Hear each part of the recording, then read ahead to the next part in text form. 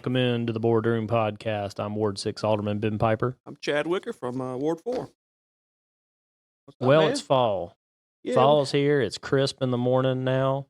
it is kind of cool this morning. I You tell still what, running? I tell you what, I have taken some time off. Man, I You tell you, retire? no, man, I tell you that last 10K? after the 10K, my ankle swole up. It was not good. So I needed to take a break. Everyone that I talked to was like, you need to take some time off because you can definitely have some issues there. So I've had some short runs, but I haven't pushed anything real far just yet. So yeah, we'll have to just keep building back up to it some, and getting ready for the winter time. All the holiday season's getting here. Excited about that. Yeah, Thanksgiving next week. Christmas is right around the corner. I know everybody's getting ready for that, especially if you got kids. They've been talking about it for a month now. Yeah, well, we been back. I think we took a meeting off. I was out of town, and so we missed really wasn't a lot of stuff on that meeting. I guess there was some stuff at the meeting, but it wasn't not a whole lot. It was election day as well, so I think this is our first podcast since we had the presidential election. Well, that's right. So I mean, a huge huge presidential victory for Donald Trump. 312 electoral votes. Really just no surprise. Mississippi turned out for Donald Trump, and DeSoto County as well. 61. I think 61% of the vote for Donald Trump as well. But not a big shocker there by any means. Right. I think everybody was just kind of waiting to see. Would he win and by how much of a margin? But yeah, stayed up late that evening watching it and watching it roll in, and it seems like there's already some speculation with new appointees and all the things that are going on. So I'm sure people are following that closely as well. But here locally, it's been been somewhat interesting here lately. We've had a little bit of a packed house on Tuesday at our board meeting. Yeah, we did. For sure. Before we jump into what that issue was, you may have already heard about it, but we did have a few things going. We gave a community service award for the fourth quarter of 2024 to the Hernando Youth Football Association, or HIFA. The founding members of that are the founding individuals for that organization, some of the first coaches and just the people that have really been involved with it over time. They were all honored. So HIFA started 2003. So it's 21 years old now. And it's doing very well. I coached a flag football team this year, so we had 4 flag football teams. It's a very healthy organization moving forward. So it's great to see something like that was started as basically, as they said at the meeting, basically San Antonio had a league and they asked if they have a team, and one team grew into what it is now. And I think that there's a Northwest Youth Football Association they're part of, and so like we play teams from San Antonio, Horn Lake, South Haven, and Olive Branch does their own little thing, but we play all the other cities, and it's really, really fun league, and football is very popular in this area, Ben. So it's great, and the kids get out there and get to play and get some experience, and I think that transitions into the middle school and high school years where they can then play high school football and maybe make the product a little better, because football is one of those sports where you use repetition. That's right. And sometimes it's you got to do a lot of work when nobody's watching to for it to make a difference when you actually play in the game. And that's right. It definitely has some some parallels to life for sure. Well, it's almost not the same game from what I when I play. I don't know if you played high school football or middle school football, but we did a lot of 34 belly, run up the middle, run to the side. Run. Now they're with the spread offenses and throwing the ball around. I mean, they're throwing the ball around at 12 years old. It's almost a different game than what we played growing up.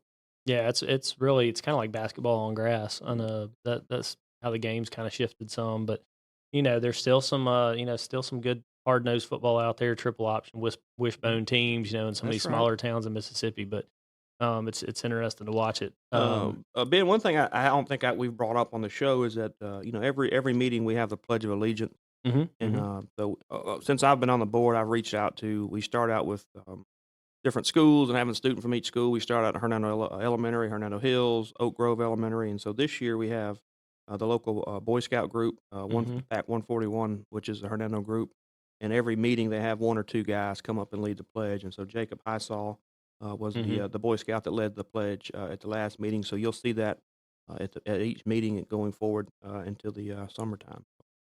Yeah, a really cool way to, give those kids a nod and, let them do something fun to kinda kick the meeting off and show that they're patriotic and, makes them a little part of the process and, kinda what we do. So it's, Yeah, I that's think they're required to get some type of volunteer hour, so it helps them go, I think, towards a bag. So, okay. I wasn't a Boy. Were you a Boy Scout? I was not. Yeah, I didn't. I They wasn't they Boy had Scout. something like before Boy Scouts or Cub Scouts called, like, the Tiger Scouts or something like I that, did and, Cub Scouts for that was it. one I guess season or whatever, and just never kept with it. I feel like I got recruited into Tiger Scouts because my dad worked at Delta Airlines corporate, Mhm. in Atlanta, and one of our first meetings that I went to, we went to one of the airplane hangars and got to go through some planes or whatever, which Sure. I had done before, but all the other kids got to do it, and then, like, I wasn't part of the group very much Yeah. longer after that because I was just kinda like, I'm not into this right now," but that was man, I was probably 5 or 6 years old. That was a long time ago, but, I'm glad for everybody else that got to go to the airplane hangar and got to visit it. We had Haifa, congratulations to all those gentlemen. I don't wanna try to list them all off because I don't wanna miss anybody, but there's, several of them in attendance. Miss Maureen Morgan, 90th birthday coming up, proclamation for her. The I think she's got a surprise birthday party, so if she's a listener, we're in bad shape. Well, she's just gonna have to, yeah, well, the mayor's coming, and he's got a piece of paper for you to congratulate you on your 90th birthday, Miss Maureen, but That's a big milestone, it man. is, it is, it is. That's a massive. I do not know many people that have got personally that have reached 90 years old, so that is a great accomplishment. The Mackinville overlay, I know a lot of people have had questions around that, so, Mackinville will be paved from 269 to Pleasant Hill Road. It's, 5 lanes of paving, striping, um, in front of the new high school that's being constructed. Right. Just some just some further paperwork on that to make sure that gets done in time for August when school goes back into session, 2025. And been on that issue, I know we both have been very adamant to have that done before the school opens in August, and so again, we asked the mayor and the planning director about that, and they assured us that the contract is going to be done. Construction has to be completed by the end of June, or there's a penalty in place. So that's the Yeah. same thing we did with the roundabout at Oak Grove and 51. We had a language in the contract there. If it wasn't done at a certain time, there was a pretty hefty penalty to make sure they Mhm. stayed with that. So, but you never know how Yeah. weather and things like that happen if we get a rainy summer or spring or whatever. But There's time to get it done. There's the money's there to get it done. You know, give me a bucket of paint and a paintbrush, and I'll start painting the stripes on it if it comes down to it. oh man, We'll get that thing done.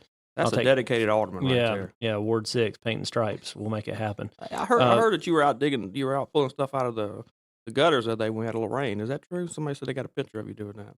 oh my gosh, did somebody get a picture of me doing that? Yeah, I did. I did go clear some drains during that storm because there was some roads that were holding a lot of water, and it was also a trash day, so there were some trash cans that had Right. literally the water had picked up the trash cans and moved them over the drain. So I was just trying to clear some of those things out. I did not realize that was a thing that was. That's I super was. honor. That's Andrew Miller level right there. I don't. I don't. I'm not gonna put it that far now. Come on. But we did have so that's McInville over that. We did have a RFP or a request for proposal for independent contractors to provide concession stands for soccer, baseball, softball, and t-ball in 2025. The folks that are doing that currently decided not to continue doing it. I want to say within the contract, the city's looking to try to rent those concession stands for $1,000 a piece. So hopefully, I think that's something that we need to get out there because I think people enjoy having concessions at these events, and it's not something that the city wants to staff and try to manage and as far as keeping food and beverage and inventories and all this kind of stuff. I think Um, this is another example, Ben, of trying to run that, that facility in a professional manner. mhm. And we've hired a company to help us get sponsorships and things like that. And this is just another step, I think, in making sure that's a professionally run organization. Maybe that will help with some of the issues we've had out there historically. Mhm. I hadn't really heard of a lot recently, but historically there's been issues there. And this is just another step, I think, to um, make sure it's a professionally ran facility, and then, we're also opening hopefully do some groundbreaking on the 4 diamonds and stuff out there Hmm. in March sometime, I think, if I was told. And I do think that, if for some reason the RFPs to come back and none of them are something that we want to accept or deal with, there's still the opportunity to have food trucks, out there as Sure, as kind of sure. like a band-aid for a period of time. People, they can certainly, you can always bring your own food and drink to any of the park, if Mhm. your kids are competing in sports. And I think a lot of people do. I know that's what we typically do, but it is a nice convenience to have a concession stand out there and Yeah. get a little food and drink if you need it. Nothing better than some jalapeno nachos, man, at a baseball field with a Coke. I think that's the go-to for me. Uh, uh, I'm more of I like the peanuts. Peanuts you like put them in the Coke? Yeah, I like peanuts in the Coke, or just shelling peanuts and I just got you. like, Yeah. yeah, that's man, watching a baseball game like that's where it's at. So then we had about an hour and a half of discussion About what? over the Pleasant Hill Express C4 rezoning, right there at the corner of Pleasant Hill and Mackingvale. Um, if you aren't already aware, there is a convenience store gas station proposed for the southwest corner of that intersection. The city has control over 3 of the 4 corners at that intersection, and this is basically a situation where there's a residential property that's about 4 acres that would be getting rezoned from AR or agricultural residential to C4 commercial 4. Obviously a beautiful building. When it was denied by the planning commission, when it was a different design, been redesigned and kind of put at a 45-degree angle on the property to make it, I think, a little more attractive of a Yeah. building, nicer building.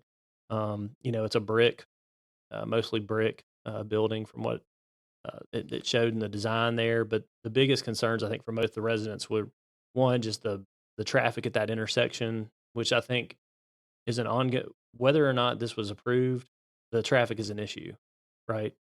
The, Yes. the traffic is a problem. Whether Traffic is an issue in Hernando, period. right.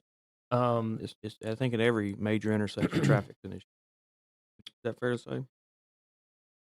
I mean, I think that's it's objective, right?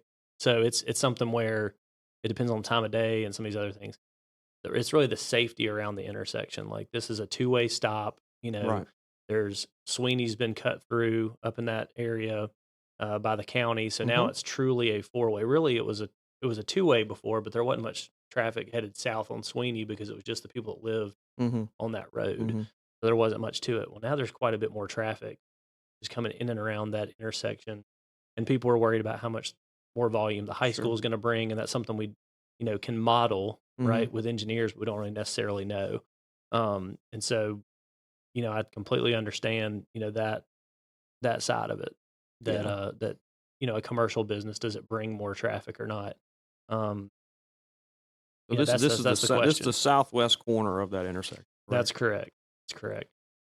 So the redesign on the building caused it to reduce in size. So it's a 5,800 square foot building. The gas pumps will be located towards the back of the building, along with the parking. It is not a truck stop. I think the mayor mentioned that to kind of open up the conversation. It's not a truck stop. It's just a traditional, convenience store Mhm. with, a bay, commercial bay attached to it that could be, a bakery, or it could be some kind of carry out restaurant. It could be a financial services, small bank, somewhere you could go and put an ATM in and come and get cash or something like that. There was what else was there? Art studio. There's a lot of Yeah, different I options got them there. listed right here. I can tell you Um, what they were. sure, go ahead. Uh, they redesigned it. It's the same people who are doing the gas station at um, church in Getwell there. That where you've noticed that the tanks are in the back. I think it's called is it called a false front, I believe. So it looks Hmm. like you're looking at the front of the building is actually the back of the building. But it's a convenience store, and then also is going to have a bay. In that bay, we took some permitted uses away, but this is what it could possibly be: art or photo studio, a bakery, barbershop, cleaning pickup station like dry cleaning, a daycare center, doctor's office, a drugstore, exercise center, financial services like a bank or something, flower or plant store, grocery store, office building, post office or postal facility, public service facility, print shop, restaurant for and carry out, a retail shop, and that's basically the permitted uses that can be there. There was a lot of discussion about a liquor store or a vape. What do you call those things? Vape cigarettes or whatever. Going there. Um, Mm. I don't think that a liquor store could go there because of the proximity to the high school by But they state. took it out of the Yeah, uses but by state anyway. law, so I don't think one could go there anyway. Now, as far as I think you asked a question at the meeting, Ben, if I'm correct, that you or somebody asked a question about maybe removing uh, the ability of the store to sell vapor cigarettes Yeah. because of the threat of being children purchasing those. Mhm. I think we were told at the meeting that that's not possible because you'd have to do that either for every convenience store. I think one way that we may uh, that I thought about since the meeting is maybe have a city ordinance that restricts um, those items at a certain proximity to a school. We could Mhm. do something like that. I think would be legal. Um, but we have a law in place now. You have to be 18, or I think you have to be 21 to buy those anyway. Mhm. Now, if you have somebody who's not checking IDs or whatever, that's against law currently. Not sure if another law is needed to make Yeah, I such a don't know. I difference. mean, I've gotten so many. I have had so many parents reach out to me just about vaping and in general and this stuff, kratom, the kratom substance, I guess that's not very regulated. You know, Uh, the the, more it's in the legislature, Ben, there's been the last several sessions of the legislature. There has been a growing movement to make kratom, for example, illegal to sell in Mississippi. Just hadn't got full support. Yeah, and I don't know. That's one of those things that it may be a question for our attorney, or you may be able to answer it. Where it's, that I've kind of proposed, like, can we prohibit certain items from being sold in the city, or would you need a referendum to do it, or what exactly would it look like? And then there's part of me that's sort of like, look, this is a free country, and if you're 18 years old and you're able to vote and all these things, then you should be able to do what you want to do Yeah. within certain reason and including what you put into your body, right? And if that's something that you want to consume, then certainly can. I think the big concern for parents is that that IDs aren't being checked, and that's kind of the bad that comes with some of these types of businesses. That's what where parents' concerns are, and I certainly have those same concerns, but. As we look at a new, $120 million high school being constructed there across from this proposed development, that was another, thought that some of the folks had there is that this high school is going to add to the property value surrounding it, and that this convenience store would only take away from it. I think that's something that you could argue either way. Just depending on who's looking at your home. There's some people that would see that as a amenity to have a gas station nearby, and other people wouldn't. It really just depends on what kind of community partner you have that owns that business, and so a lot waited to be seen. Ultimately it was denied by the planning commission, and the board of aldermen overturned it with a 5-2 vote. That's right. Yeah. I had a lot of residents from Ward 6 reach out to me, wanting me to vote against it. So, that really, influenced me for sure, Yeah. because you want to try to represent the people as best you can, Absolutely. and tried to, certainly negotiate with the developer as well to say, hey, what could you do, to could this be a different kind of business? What would this building look like if it wasn't a convenience store, if it was something else that you could, lease out, as office spaces? Those Mhm. conversations were had and, generated, and it just didn't work out. But, um, I think that it's something that everyone in that area, everybody that's in the Nesbitt area knows that the area is changing. They probably feel like it's very rapidly changing. It is kind of slowly but surely changing. I feel like that we've done a pretty decent job as a city to keep certain types of developments out of the city. I know that we had the opportunity on several occasions where people have come to us wanting more warehouses along these corridors, and that's been a non-starter for this board and for this administration. So Right. that's it's something that I feel like people in the community just don't want. And we gotta listen to the constituents that are out there and represent them. Yeah, so Ben, I mean, we had probably, what do you think, 12 to 15 people get up and speak? Uh, Yeah, that's probably and about right. I would say I think there was 2 people that supported the convenience Yeah, store, that's right. and the majority of those people live in that, vicinity there. And there's a couple of issues I wanna kinda just discuss with the listeners and you is, the city does not we don't tell what business can come where. All we could do is set a zoning area, and we review an application in front of us. So this piece of property is was currently a residential piece of property, and then the applicant, who I don't know if he's purchased the land or in the process of purchasing the land, the sale was probably contingent on getting this zoning change. And so when we're looking at these applications, there's a criteria that we have to follow.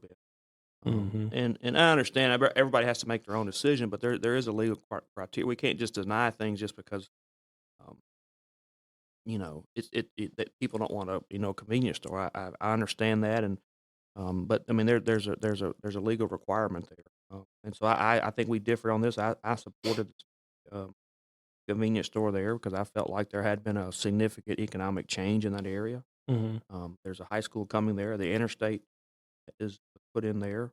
Um, I've been told by the county, talked to the road manager, that they're gonna, have a traffic signal put in there before the school opens, temporarily, and Mhm. then they're gonna do, some type of signal there with the help from the city. So I think that relieves the traffic issue. The police chief got up and spoke about crime in that area and crime with, That was pretty interesting. uh, at, um, at the, gas stations in town. He said I think he and I'm trying to remember back. I'm 40 years old now, so my memory's not as good as it used to be, but I think he said we have 15 currently. We have 15 ga well, this will be the 16th, but 15 gas stations, convenience stores in the city limits, and in the last 4 years, they'd been like 36 incidents, uh, where the police were called to the gas station, and I think, most of those were people driving off with gas or public drunk. I would consider a minor crime, and I think he said there had been one, burglary or robbery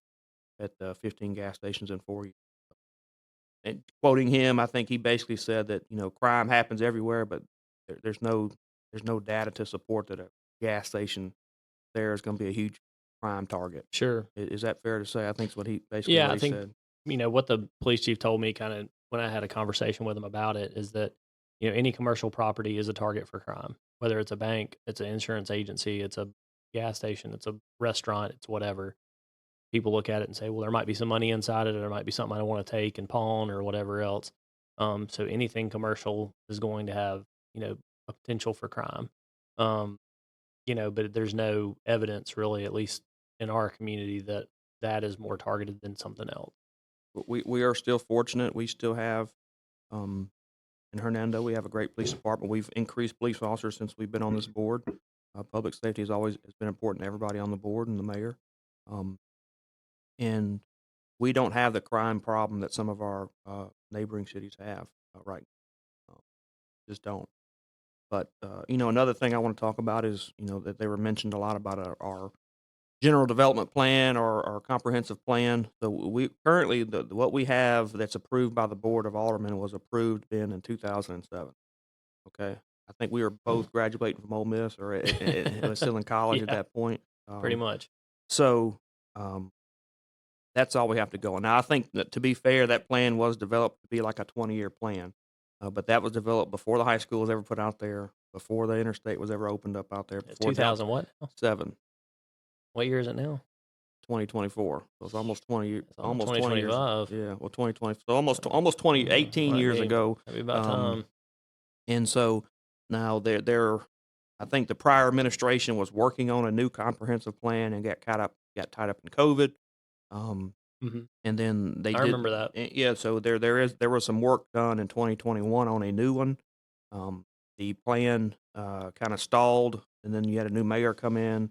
The gentleman who they hired to do the comprehensive plan, if you remember, did a presentation at City Hall, Right. and I don't think people were really jumping up and down about his plan, and so Yeah. he went back to the drawing board. Then he came back to the city and said, "Hey, I'm just too busy. I can't finish this." Mhm. So we this board has hired a new consultant to finish that plan, and that's in the process. hopefully be done this year. So I'm saying all that to say, there was a lot of talk by residents that this doesn't conform to the general development plan. Well, the Right. general development plan for the city of Hernando is outdated. Right. Uh, to think that area there is going to be residential in the foreseeable future is just not true. And I think everybody agrees with that, don't you, Ben? I mean, Well, all there was four of some those corners are going to be or commercial at some point in the next 10 years. right in 2007. There was 269 was not 269. It was just I-69 at that point. So now 269 is completely opened up, which changed things.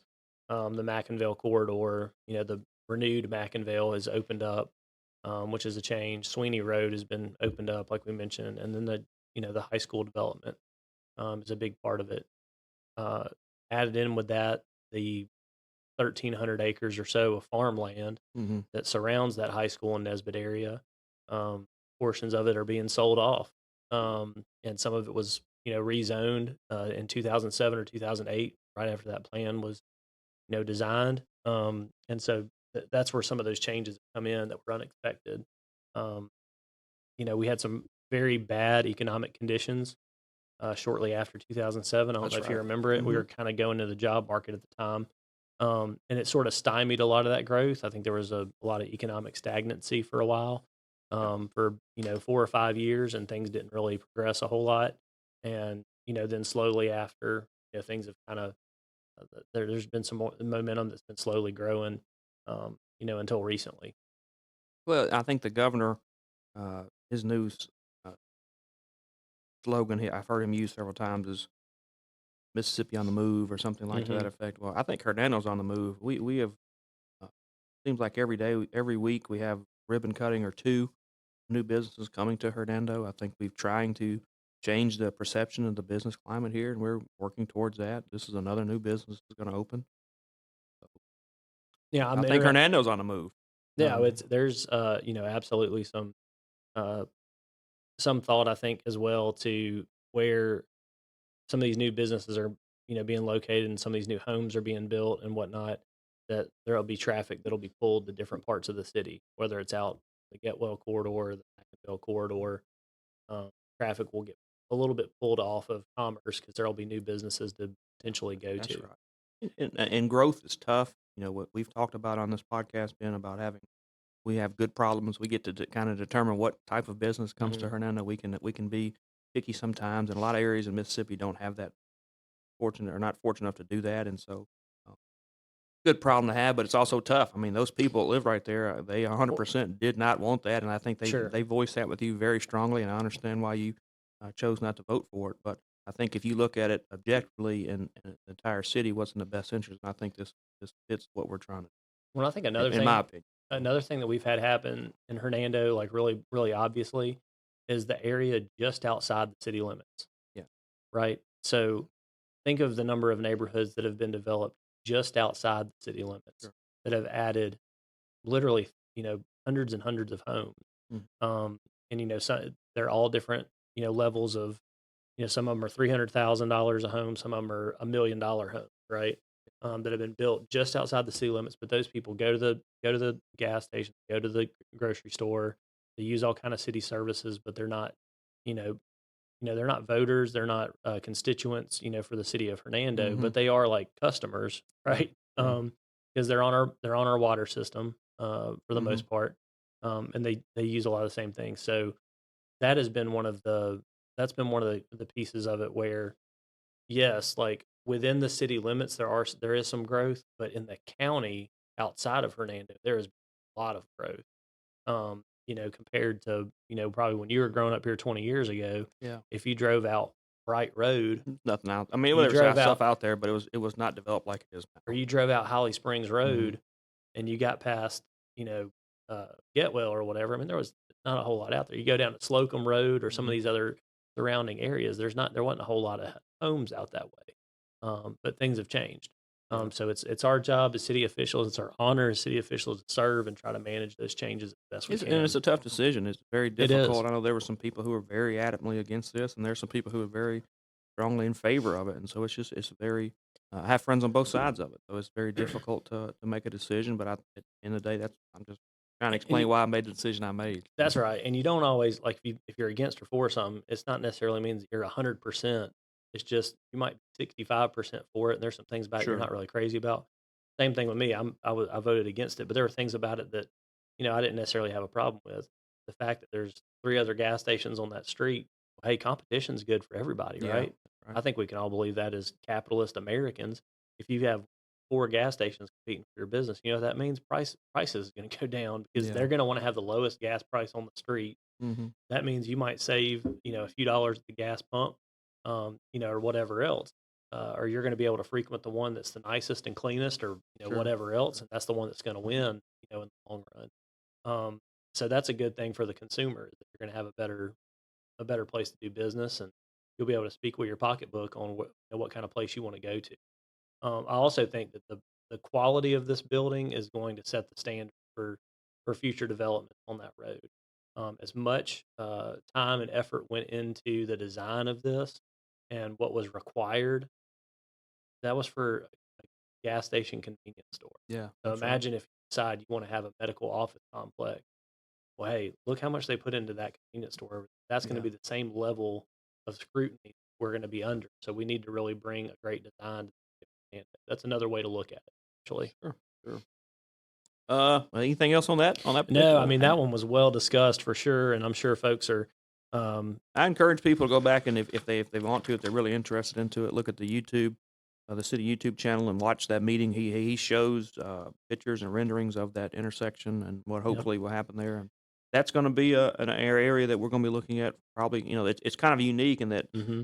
part of it, a corner of it, is in the county, and the other 3 corners are in the city. So I think that's right. Isn't that right? That's correct. Yeah. That's So correct. um, The, it's kind of weird in that effect. So. well, coming up, we got Thanksgiving is next week. Mhm. I don't know. You got big Thanksgiving plans, or y'all We just we always go down. So my wife's family's from Brandon. We always go down there and spend Thanksgiving down there. I'm in charge of making the turkey this year, so I'm gonna pick out me a nice little okay? turkey. Okay. Probably actually gonna buy it tomorrow and start letting it thaw out. So we can. I like doing a 2-day brine.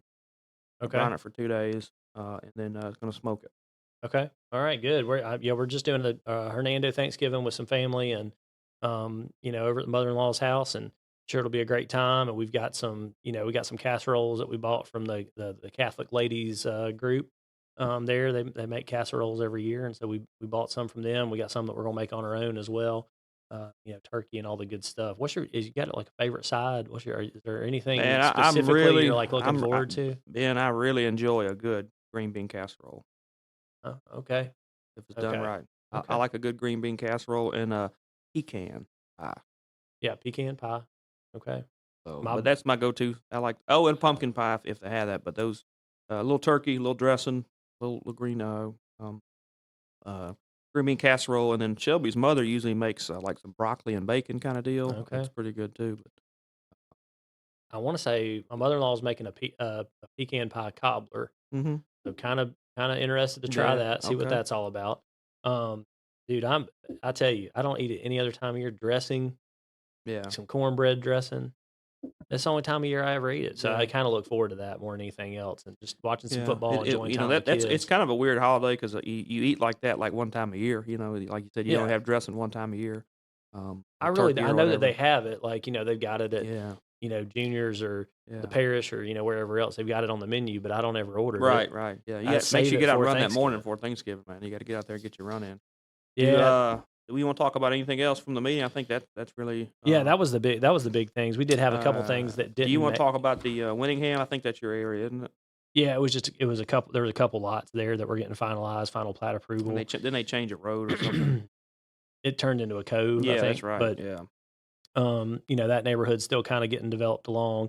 There's been some drainage concerns there that we're keeping our eye on and, that I asked about while we were there, and they are the developer's doing everything he can to make that happen, but, um, then we had, the Gilbreath PUD, out there at Holly Springs and Getwell Road. That one's getting final plat approval, 48 homes out there with 5, common open spaces for that neighborhood out there. That's uh, I guess a Butch Davis development out there, and he's getting Sure. going on that. I think there's been some trees cleared out there to get that thing going, in case you've noticed it. And then the city bought a couple, knuckle boom truck. So that is your brush. The old knuckle boom, huh? Yeah, your brush trucks that come by and pick up all the limbs and whatnot. The two that we have are, I think they had to weld the chassis on one of them to keep it in service, and so it's time to get a new one. So we bought a used one, using a reversed auction bid. We had $109,000 for one of those, and a brand new one for $180,000. So there was over $300,000, I think, budgeted for the entire thing, right? I think that's what the mayor was saying. Yeah, I think we're going to save a little money. This is the a few bucks on it. I think we talked about on the show, and it was been out there. I think when we talked about our budget, that there was an idea to purchase some land behind the that's right. That's public works building, and we decided not to do that. And we used that money to basically buy these two trucks. So we needed one, so we got a brand new one and then a used one.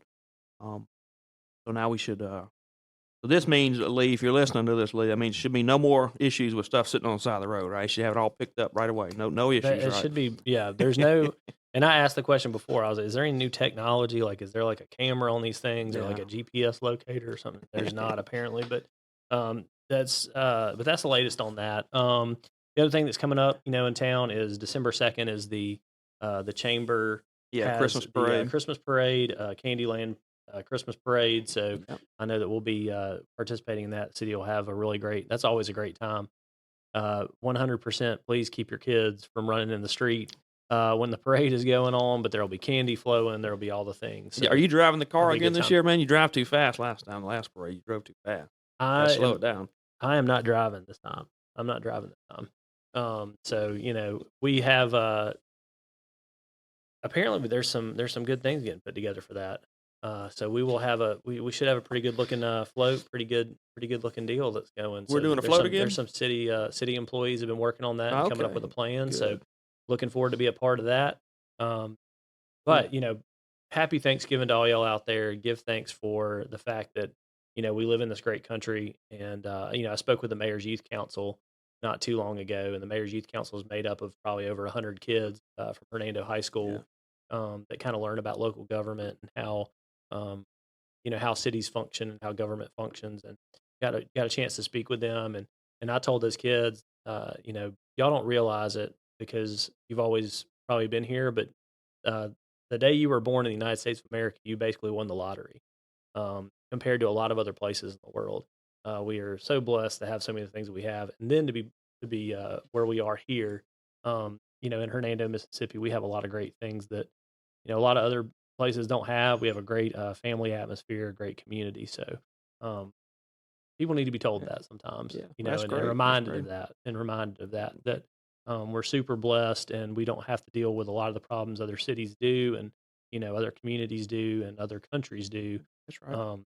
So definitely be thinking about that as you're celebrating Thanksgiving. Thank a veteran for the fact that, we're able to celebrate Thanksgiving. Well, one thing I want to bring up, Ben, before we leave, is get out of here is, Christmas shopping's coming up, and there's a lot of small businesses, local businesses in Hernando that would love to have your business. So instead of clicking on Amazon, maybe stop in those stores and buy some things from those items. And there's 4 or 5 different boutiques in town that would love to have your business. So don't forget about them when you're doing your Christmas shopping.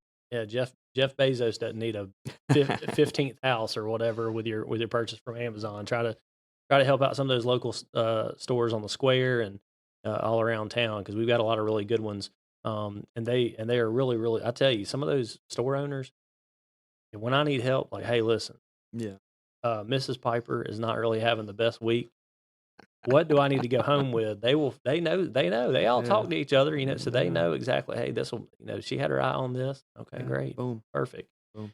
Out of the doghouse, so you got to, gentlemen, I'm telling you, you get to know these ladies, get to know these store owners. They can help you out. So firsthand experience right there. But well, Chad, I think that's all we got for this episode. I appreciate y'all listening, and appreciate you supporting the Boardroom Podcast and listening to us every week. Happy Thanksgiving. For now, I'm Ben Piper. I'm Chad Wicker. Thanks for listening.